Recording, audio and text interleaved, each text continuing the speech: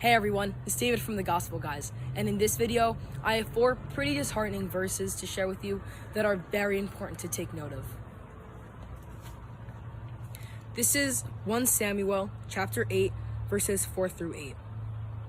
Therefore, all the elders of Israel assembled and went to Samuel at Ramah, and said to him, "Now that you are old, and your sons do not follow your examples, appoint a king over us, like all the nations, to rule us."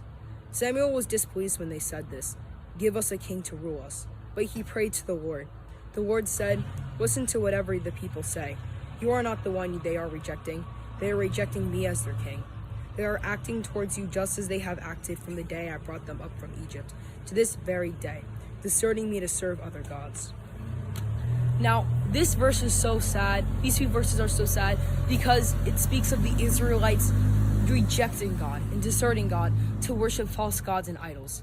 Now, I bet that you're not worshiping false gods and bending your knees to statues and depictions as the Israelites did.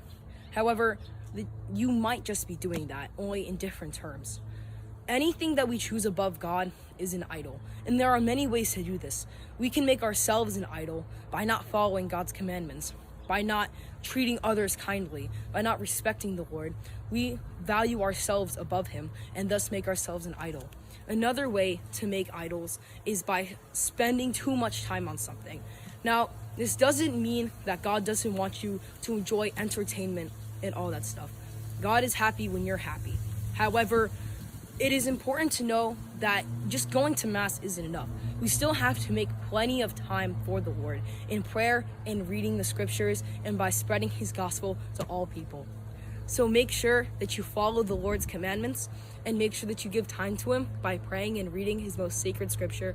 And try to bring at least one person closer to Christ this week, and the Gospel Guys are praying for you.